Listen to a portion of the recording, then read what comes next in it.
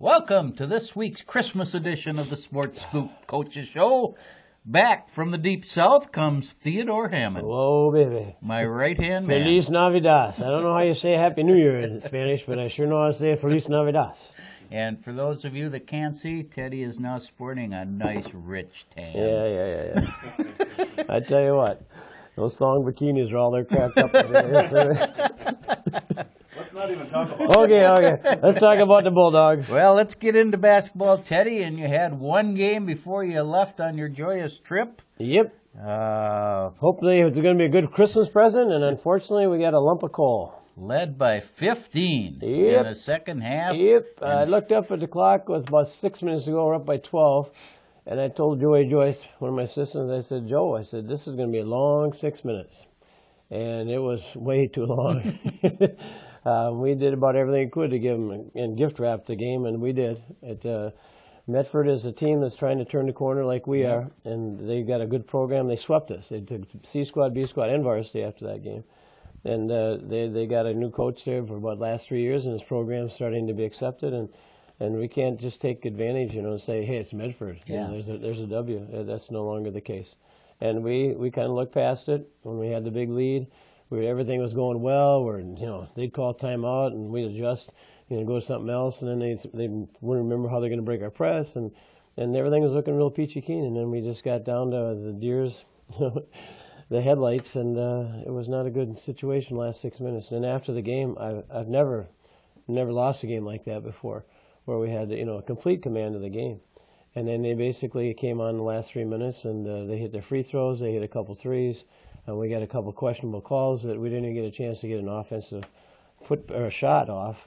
Just some shoving off and things like that. But, we'll get into that. Did your guys miss some free throws down the stretch yes, too, we Teddy? Did. Yeah, we did. And they were crucial free throws where we needed to stem the tide, and all I did was feed the fire. And they took advantage of that. And then we also gave up a couple of key offensive rebounds on missed free throws by them. They were crucial, and we didn't block out. I was watching the tape. I didn't watch the tape until I got back from Cancun. Good idea. Yeah. I didn't want to spoil the Christmas vacation down there, and it just ate at me. It's one of those that I'm old and I've been through a lot of different types of scenarios, but this one, this is the first time that's ever happened to me and my team. So you ended up losing 67-63. Yeah. That's 7 straight losses for the Bulldogs. You're 1-8 for the year, but you do have a week now to practice, don't you? Until you take on Nicollet on the 4th. And Nicollet just had a big win. They're coming around now too. They're kind of like Medford. They're trying to get some wins under their belt. So for us, it should be a good one coming back. They'll be on the road, and I just got an email when I got back, and they want to have a cancer night, where they want all the teams to wear pink, and then they're going to have all kinds of festivities going on with the potluck supper, and they're going to have a silent auction. And apparently there's some lady in town that they're going to give all the proceeds to. So it's going to be a nice night. We're going to have a cancer night also in Janesville, so this will give us a chance to see how to do it. But at the same time, we need a win. It's just as simple as that. And, when you go, like you said, 7 in a row, that gets to be infectious after a while. So winning gets to be infectious, and sometimes losing does too. But we're the best 1-8 team in the state. We really are. We just haven't finished games. Yep. And I thought, the week we had at home, we had 3 home games. Thought, hey, here we go. We can win those 3 home games and not win one of them. But I'll sell the kids on when we get back. We're just going to say, okay, we're 1/3 of the way through the season. You guys are no longer rookies anymore. You've been in battle-tested situations, and so far the other teams won the battles. Now it's our turn to start winning battles. You bet. Let me just say, when the going gets tough, the tough gets going. And there's the old tough times never last, tough people do. There you go. Gotcha. Okay, but I want a couple praise in there. Brandon Sack came through again for us. He looks like a steady, double-figure scorer for us. Alex Jolstad double-double. Alex is usually the biggest guy for us for rebounding, and he came through with 22 points and a really good shooting night. And then the rebounds, that speaks for itself, because they did have a couple guys matched up with him who are a little taller than Alex, and they're a little more athletic. But he just gives you 100% every night. And then we had Jeremiah Sack, finally. We got in double figures, and we need Jeremiah if he's going to score. But defensively, just a couple of lapses there at the end, and Medford took advantage. Our hats off to them. 2016. NRHEG, they're going the other way, Teddy. They won their 4th straight last night. The Panthers are now 7-3 for the season. Before the holiday break, they defeated Blooming Prairie 79-52. And then last night, they're in the Bethany tournament, which is a pretty good field this year. They crushed Lake Crystal 81-49 in the first round. Interesting now, in the semifinals on Monday, they play their Gopher Conference foe, Maple River. And I talked to Wags, and Wags says Maple River is better than their state tournament team last year. Yep. So I talked to him also. That's the word. That'll be a great test for the Panthers. And then in the other semifinal, it's Fairmont, who's always represented the team in the Big South, and St. Croix Lutheran, who we'll talk about in a minute. Whoa, so baby. That's a pretty good field at Bethany this year, and that'll be Monday and Tuesday now, the semifinals and the finals. So the beauty of that tournament is that we play a lot of those teams after Christmas. Good scouting, you can go and get to 3-4 of them. You can walk from one gym to the other, and then if you got a doubleheader where both teams are going to, it's just a great venue. So the Panthers, as we said, 7-3, and they'll play Monday night against Maple River over at Bethany. WEM, Wags Crew, still rolling, 8-1. They've won 4 straight now. They defeated TCU. I was a little surprised by the amount of that score, 74-51 for the Panthers, or for the Bucks. As we mentioned, they will be in Faribault now on Tuesday and Wednesday, and they get a tough first-round match. They play Holy Angels. Okay, they did play TCU? Round. Yes. Because I scouted a TCU game with WEM way back before we played them. So they played them twice? That's what the schedule said. So, okay. But that could be wrong, too. Who knows? And Waseca, the Jays' undefeated dreams are over. And I guess there's no doubt about how they were over. It wasn't exactly a nail-biter. They went up to St. Croix Lutheran on Tuesday and got beat 83-61, their first loss of the year. They're 10-1 for the season. And I talked to Doofy, and Doofy says, of course, now coaches are always tend to build up the opponents a little more, especially when they lose. But he says they have 3 college players on St. Croix Lutheran's team. So evidently they're pretty good. Didn't they win the state title in football? I think they did, didn't they? They might have. Yeah, and if they did, they got all those quality athletes coming through the program, I'm pretty sure they did, because I remember our big win a couple of years ago was at St. Croix Lutheran, and we thought we'd won the Super Bowl, and we came back and won that game. Yep. The Jays will be in that tough Otana Federated tournament on Tuesday and Wednesday. They get Duluth East in the first round, and then I think it's Otana and a Wisconsin school in the other half. So that'll be a couple good games. Then the Jays come back the Saturday after New Year's and play Waconia, and Waconia is supposed to be excellent.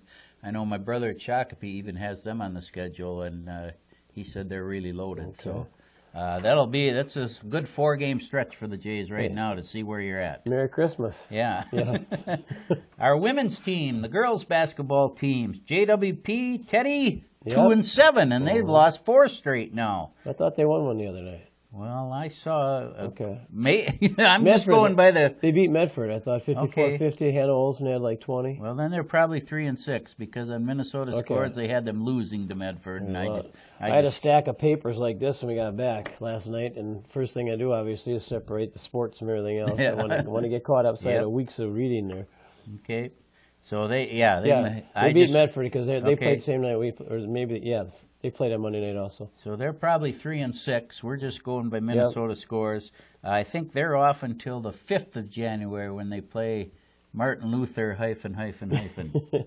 Well, they don't want to combine the girls and Martin Luther. They don't want to go to Truman, Gray, Hunley's chain. They like to stay separate, and so the guys merged and the girls did. That's unusual. NRHEG, they were last week at this time, they were undefeated, Teddy. They lost 2 straight since then. They're 5-2 now. They lost to St. Peter, which we figured a pretty good team. They lost 49-39, and then they lost to Blooming Prairie 45-31. And where's the offense gone for the Panthers all of a sudden? Blooming's always tough. Yep. They're never a gimme. Do you remember the name of that girl that transferred from New Richland to St. Peter, and then it became a grudge match? Yeah. And all of a sudden, but I can't. I can't either. I remember age. But I do remember when that happened, and then she apparently, I don't know what happened all with going to college and everything else, but I think the first time they played, St. Peter beat New Richland, and that kind of set up a little arch rivalry there. So a little bit, read between the lines. You bet. The Panthers will be in the St. Olaf tournament at Northfield, and I think it's a 3-dayer, Monday, Tuesday, Wednesday. Okay. WEM, the Bucks, Gabe Hauer's crew, 4-2 overall. They defeated LeSueur in their only game of the week. They'll also be playing in Faribault on Tuesday and Wednesday, and I think they have Rockford in the first game. Oh, I like the Rockford Files. Yep. James Garner, remember him? Yep. Okay. And the Blue Jays, Joni Conway's crew, continue to surprise, I think. They're 7-1 now, 4 straight wins. They crushed Albert Lee 71-32. Yeah. Merry Christmas. My goodness. And they will be down in Winona on Tuesday and Wednesday. I think they play Winona the first game, and it was something like Heritage Christian Assembly in the second game. Whoa. It's just a 2-dayer. You know who you're playing before you even go. Okay. And so the Jays will be down there and get a couple games over the break. I noticed that different players keep showing up in the box score. Yep. The Karstens now, they're starting to score a little. Yep. Yep, you bet. Worked off those football muscles there. Yeah, Emily got rid of those kicking linebacker muscles and starting to light it up. Yeah. Hockey teams. The boys hockey team did not play all week. They're 3-4. The girls hockey team lost to Hutch 4-0, which is quite an improvement because they played them earlier at Hutch and lost 10-0. Yep. So evidently tough scoring against Hutch. Just need to light the lamp a little bit. And away we go. The girls are 6-7-1. Both of them will host the Waseca tournament now on Tuesday, Wednesday, Thursday. They play, I think the Blue Jays girls and boys play in the night at 6 and 8 the first night, and then the 1 and 3 games both of the next 2 days. For those of you that don't know it, my sidekick here, he's probably the main man for that hockey arena. I mean, he runs it whenever I have to sub over there for Phi Ed classes. There's Kugath. He plays the rap music. He does the rap music. Open the doors, turn on the lights, get the rap music going, and then push Netflix. And they pay you for that, Teddy. It's unbelievable. And you can wear your sunglasses. Gymnastics, Scotty Young's crew, 2-2. They had nothing going on, and they're idle now until the 5th of January when they have Redwood Valley. Ooh, that's a little trip. And our wrestling teams, Teddy. Yes. Which I'm sure you have an update because that's your specialty. Wrong again. Remember, I was on vacation. The Blue Jays are 3-2 overall. They defeated Cato West, Mankato West, on the Tuesday before the break. January 2nd, they will travel to the Maple River Invite. The Grizzlies, WEM/JWP, they're 3-6 for the year, Teddy. They finished 8th at the Northfield tournament on a Friday, and then they defeated Cato West that next Tuesday. They will be against NRHEG on the 7th of January, so a nice little break for those wrestlers. They can eat some cookies and then start spitting. Yeah, and then you get the extra pound, I think, after Christmas, too. So make sure you make that extra pound work. And NRHEG, they are 2-4 for the year. They had no action, and like we mentioned, January 7th, it'll be the Grizzlies versus the Panthers. Remember when the old days when you had Nimchek and Paul, the little General Paul Sir? You had to get early for those matches. You had to go at 5:30 before the B squad started to get a seat. Yeah, I mean, it was just, that was the old days. That was class. Moving on to the big time, Teddy. Yo. I think MSU and the Gusties are both all off on break. Yep.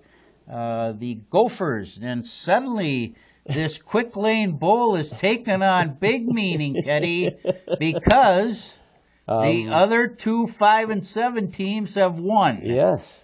This is the third 5-7 team. The pressure's on to win in Detroit. You know what's sad is you say you won a bowl game, you still end up with a losing record. You know, sad.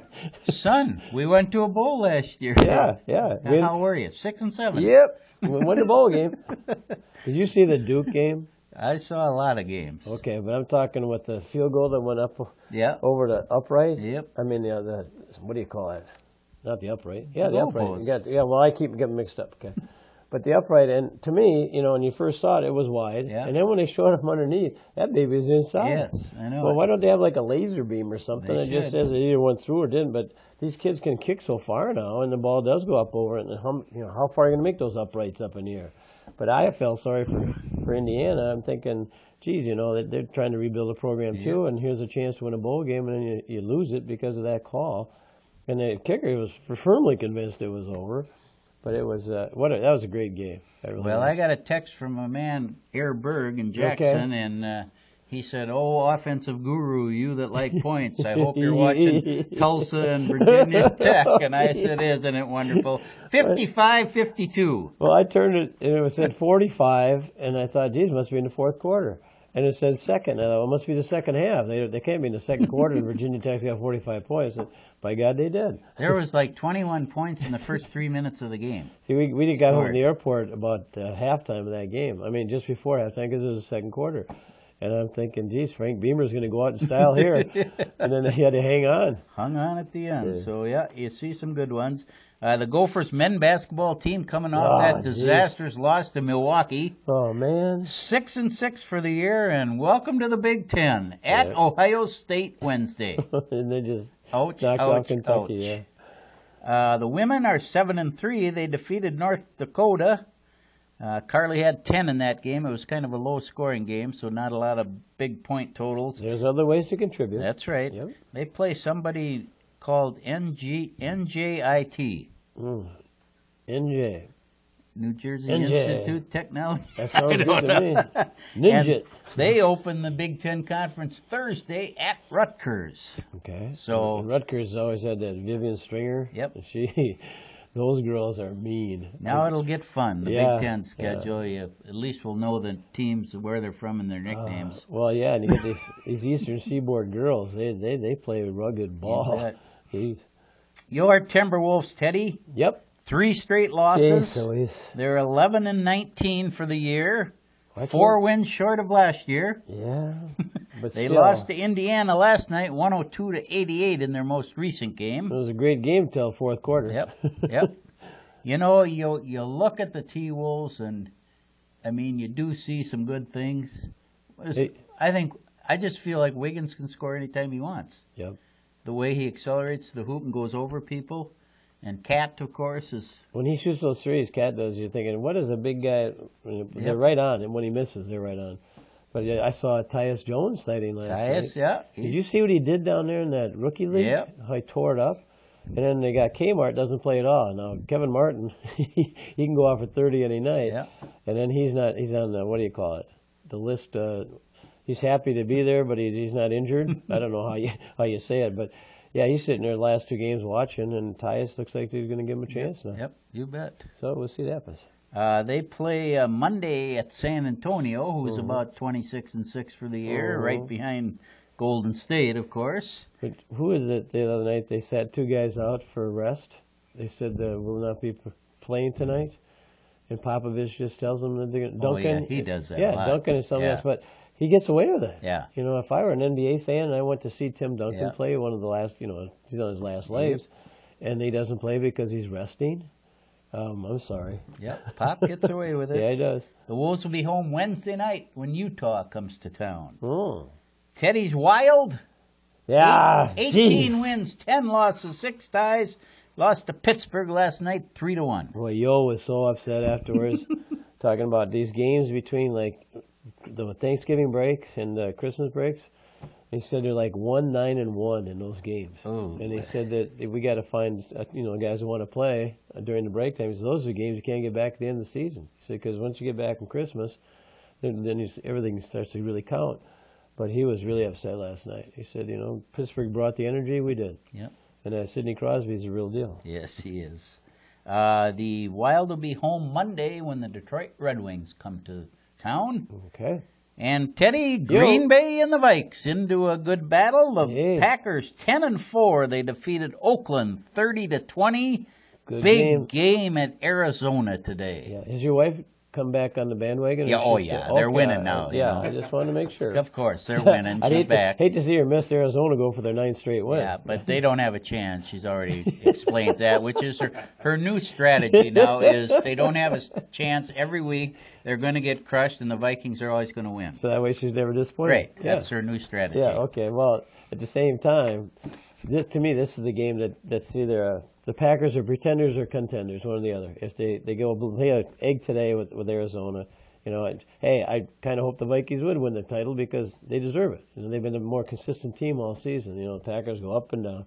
But I'm thinking Aaron Rodgers, if he is healthy, he's going to show his true colors today this afternoon. But I tell you, the Vikes, they're for real. And Adrian doesn't go off for anything. And what do you have, like 150 yards in one game, and then he had 150 yards last 3 weeks total? Mm-hmm. Teddy, I love hearing that. That's great. Well, the green cheese monster on his show this morning, yep, who I don't believe I've ever hear him say the Packers can't win, said he doesn't think the Packers can win today. Well, at Arizona.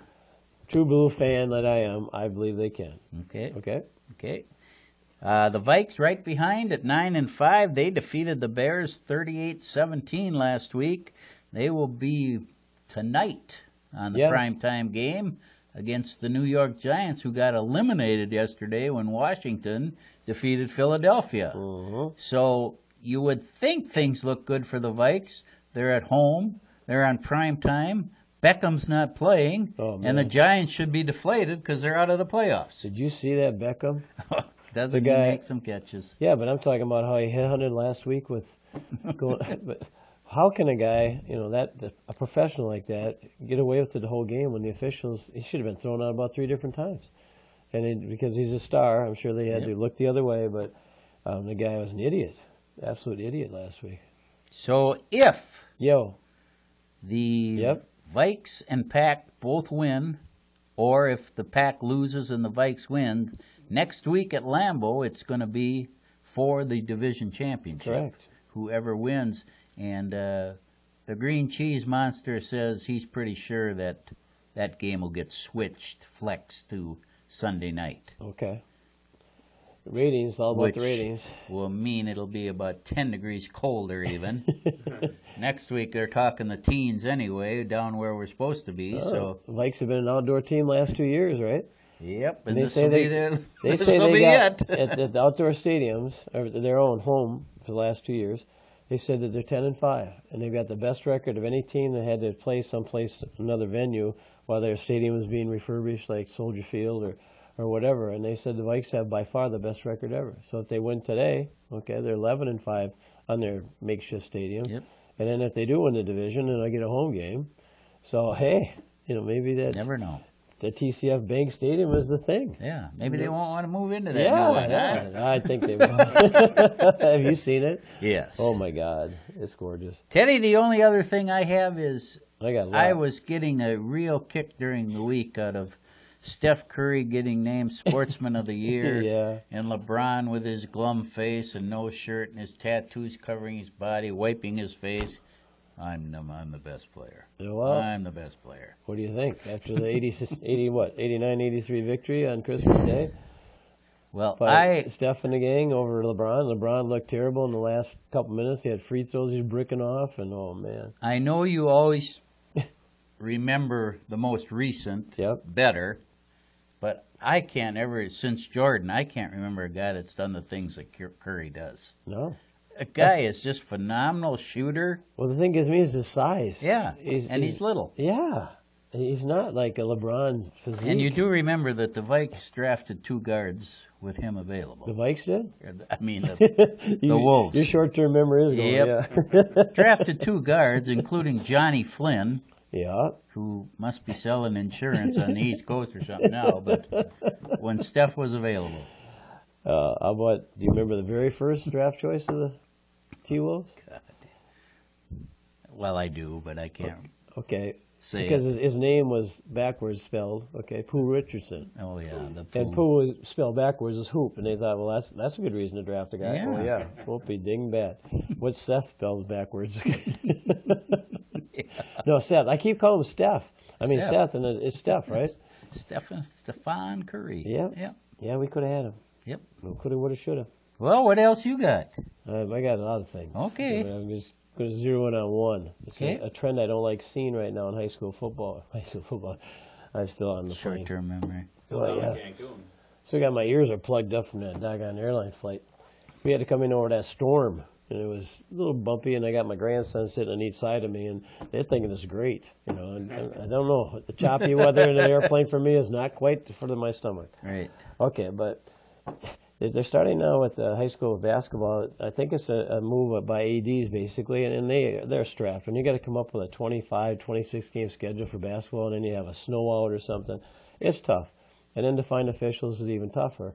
Well, now they're starting to go where you have a C squad game. If you don't have a separate gym, you play a C squad, B squad, varsity game back to back to back. Okay. And we've been doing that lately, and so we went to a place the other day, Cleveland, and they did that. Well, you have the same set of officials for 3 games in a row. And they start out with a C squad game, which is not that skilled, and you want to have some flow to the game. Then you go to the B squad, it gets more competitive. Then you go to the varsity, where it's very competitive. And I don't think those officials can go 3 games like that and change their game face, each time they have to go at a different level of play. You are right. So it used to be just be in A squad, and that was fine. They work up a little sweat in the B squad game, varsity game, they do a good job. And then they even went to the 3 so that the 2 varsity officials only have to work half of Correct. the B squad. There you go. There you go. So now we had 2 home games, and we had hometowners from Janesville, they're officials also, and they do the game, okay? Well, they're going to make sure they're going to bend over backwards to make sure that they don't look like they're homers. The other way, yep. And I feel that we're being being punished for that. And especially when you do the C squad, B squad varsity game. So I just want to, be known out there. It's not a good trend as far as good officiating at the varsity game. Now, if you started with the varsity game, went backwards, A, B, and C, that's one thing. Because then by the time they got to the C squad, they could slide they're a little. Exhausted, and then, but it's something that, for me personally, and I don't ever complain about officiating. You know me over the years. Yep. I mean, you win and lose on your own merits. But at the same time, I don't like to see this trend. And the other night, we did have some calls at the end that did not go our way. And I watched the tape, and there were no calls there, yet the call was made. And I feel that my team was unjustly, they were unjustly, they got wronged in that situation. And for me, it wasn't right. And I just would like to see it stop, but I have no control over that. I agree with you. Okay. Well, geez, that doesn't happen very often. But it's just something that's a trend, and I'd like to see it stop. But we got the 2-minute warning, Mandy, and I got a bottle of champagne for the main man here. And actually, Teddy, on the same topic, yes, I agree with you 100%. And you officiate it for years. Yes, yeah. And AD is a tough job. Oh God. And finding officials is a tough job, but really, you should, at all costs, not have hometown guys doing hometown teams. No. It just, remember you shouldn't do it. When Dave Zika and Bruce Westman used to do Waseca games with the girls, and they're playing Janesville or something. The Janesville crowd was all over them by saying, you homers and everything, but it just puts the kids in a bad situation. You are correct. Yeah, and then I don't know why anybody want to officiate today. I've been around a long time, and my skin's gotten pretty thick. But you listen to what they yell at officials, and they must pick it up from college games or something. But people can just be brutal today. It's sad. Teddy, back when I was first starting officiating, and I did it for 20-plus years, but when I first started, you take anything to get yourself experience. Yep. I still, to this day, remember one of my first 2 years going out and doing like a 6th grade game at Hartley Elementary with people sitting on the stage.